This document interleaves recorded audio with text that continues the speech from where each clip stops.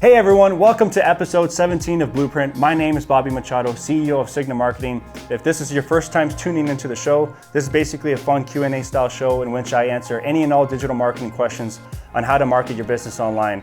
If you have any questions that you would like to submit, just be sure to send us a comment through any of our social media channels or a direct message. If you do choose to use a comment, which honestly we actually prefer because it's in public view and other business owners may find value to it. It may be a question that they have as well. Be sure to use the hashtag Blueprint Show. We're always checking that feed to curate questions from there. That being said, we're also being pretty regular with putting out episodes, so be sure to subscribe to the YouTube channel for Signa Marketing, hit the notifications bell, and like this video. And that being said, we're going to go ahead and get started with the first question.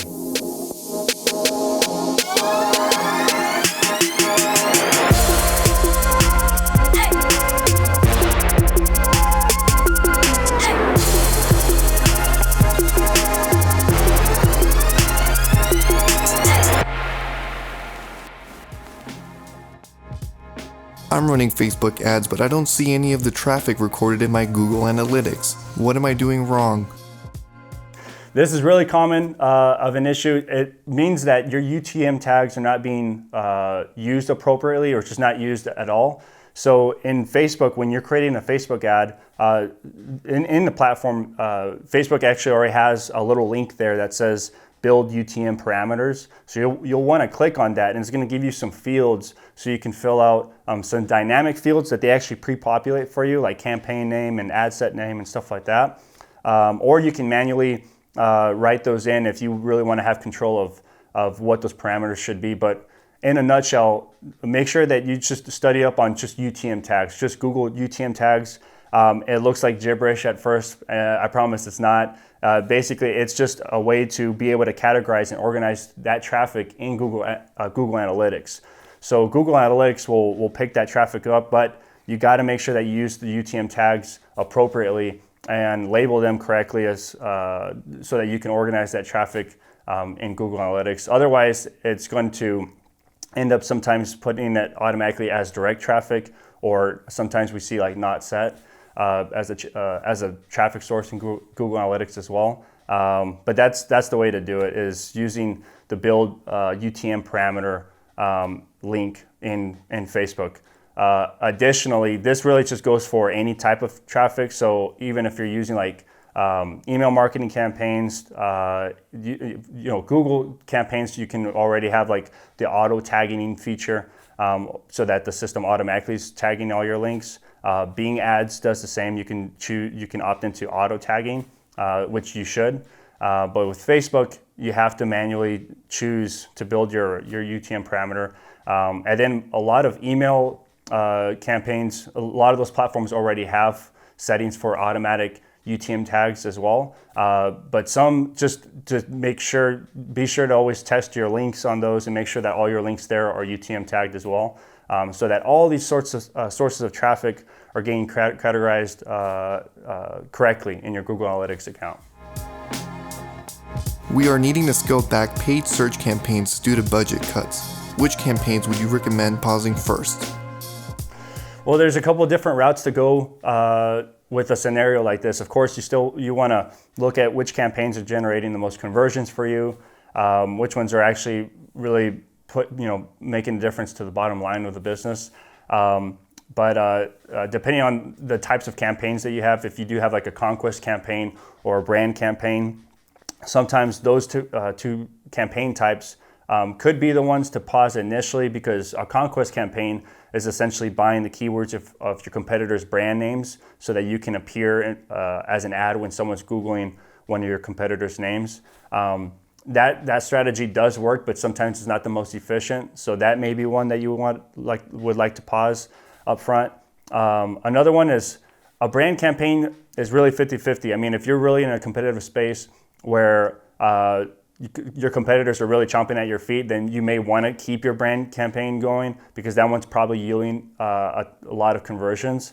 But if it's a mixed bag and those conversions are actual existing customers and new customers, and you're really needing new customers and you're making this investment, you may consider pausing a brand campaign too. if you're not being, chomped at the feet by your competitors and stuff, and just focus on a new market campaign. So that means like buying transactional keywords that have a lot of transaction intent behind them. That would probably be honestly one of the main campaigns to always keep alive, especially when you're having to look at budget and decide which ones to pause at that point. Am I ready for a website redesign? I've had my website for a little over 3 years now. So that's really going to come down to data. Some websites, I mean, if it's converting, there may not be a reason to redesign it just yet, but there's always enhancements that you should always be doing. We really choose to make those types of enhancements from a design aspect based off data. And always the only way to do that is by using like a heat mapping tool. You can use like Crazy Egg or Hotjar or so forth. We use Hotjar a lot, and really do a conversion rate optimization analysis up front on your website first to determine if you are going to redesign, which pages actually need redesigns, which elements really need to be looked at, really diving more into the strategy of the UI, UX experience at that point. So make sure it's always based off data. If you do choose to do a redesign and you've had this website for a while, make sure that you, from an SEO standpoint, benchmark everything. Literally everything from an SEO standpoint, benchmark it so that you understand which pages are ranking really high, which pages need some help from an SEO standpoint, etc. Because you really don't want to disrupt what's already good. You want to make it better from an SEO foundation. So when you're doing a redesign, really look at your SEO foundation, benchmark it, find the gaps and opportunities, and then build off of that. And now more than ever, SEO and UI, UX really are tied together because from a user behavior standpoint, if the UI, UX experience is really, really good and people are sticking on the site, navigating easily into deeper pages, that's going to translate over into higher increased SEO performance over time because Google and search engines are seeing that the actual site's providing value. So really those two things go hand in hand at that point. But that's what I would be looking at in terms of redesigning a website, what factors to look at. Just make sure that you're careful and benchmark everything. Is page speed really that important for SEO? It's absolutely really important. Just like the previous question, if anything, the fact that you need people to experience a really high-end user experience. If they land on a page and it's not loading quickly, they're going to bounce. And so if the page is not loading at least within 1 to 2 seconds max, and that time length is, if anything, is getting more and more critical, then you're going to have just a higher bounce rate, a higher exit rate at that point. And that over time will, of course, you're not going to be getting as many conversions or leads or sales or anything like that. But then also from an SEO standpoint, those historical traffic analytics, you'll see that recorded in Google Analytics. And from an SEO standpoint, that's not going to help your case either because search engines are seeing that people aren't sticking on the site.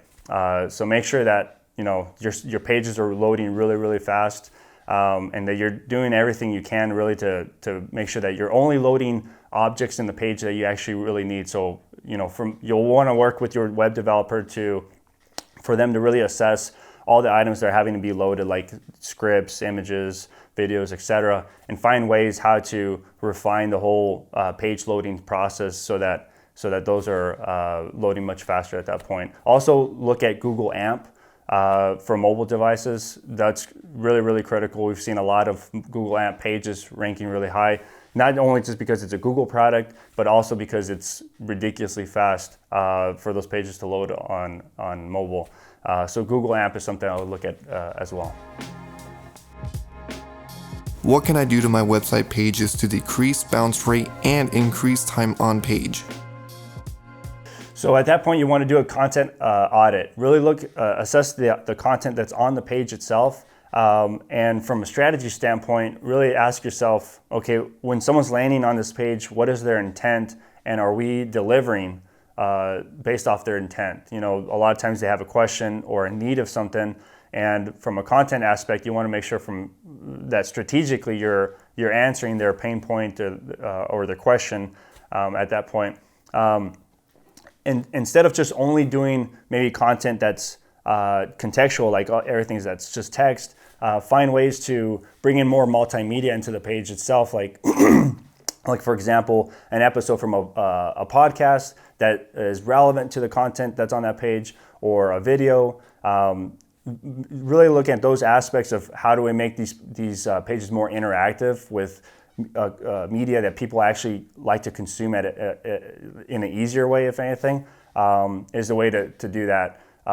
Also look at lead magnets. If you're really looking to get people to stick on the page, but then do something with them in terms of, getting them more immersed into your world, that's where I would look at providing high quality content, then also having a lead magnet on there, which is always going to be a free piece of content or something that's free that provides a lot of value to your target audience. And at that point, you can nurture them and remarket it to them from there.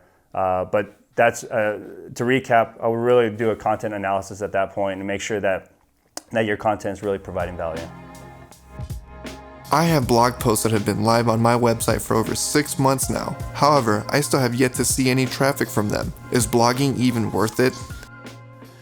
Yes, blogging is always worth it just because it's a part of content creation. But now we have to look at what you're doing after you post the blog post. Apart from like sharing it on social media, you have to look at other angles, like are you actually doing some SEO efforts on it? Are you optimizing these blog posts for search engines? And not just only doing the on-site SEO aspect, but then also really working on your backlink profile and seeing how much authority your website really has, especially if you have a new website or a website that you've not been working on its backlink profile. That's something that you're really going to have to look at deep to assess what your current backlink profile is and how do you go find additional high quality, high end backlinks that are relevant to the content that you're producing that are linking back to it. One strategy that's super impactful is guest posting. So essentially that strategy is finding other outlets, other websites that could use content.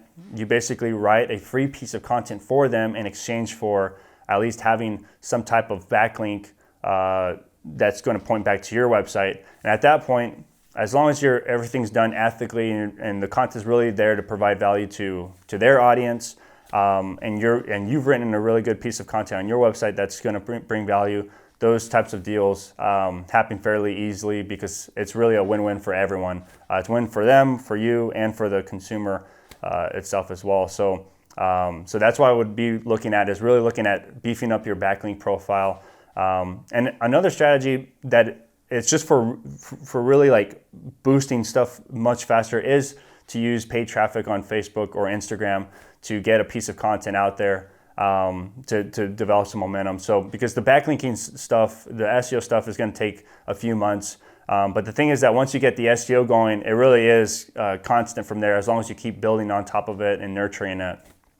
With paid, of course, it's like a faucet. You can turn it on, turn it off type of deal. So, but I would look at those two angles. And my recommendation, my preference is always doing a hybrid. I really like to make sure that all our blog posts are not just SEO'd, but that we're always constantly working on our backlink profile, because that's a consistent stream of high quality traffic there. But when I want to make sure I get something out there super fast, I'll look at pay to give it that initial boost. All right, everyone, that wraps up episode 17 of Blueprint. I really appreciate the questions. I always have a blast, if anything, answering a lot of different, just kind of niche questions, different scenarios, etc. Because sometimes, there's always just really specific situations that maybe there's not a blog post out there that answers it or anything like that. So really, this show is your opportunity to be able to answer, to submit any questions that are super specific to your scenario, and I can always take a stab at them. So if you do have questions, make sure to go to our social media channels. Everything's at Signa Marketing as the handle. You can send us a direct message or a comment. If you do submit a comment, just make sure to use the hashtag Blueprint Show. We're always checking that feed.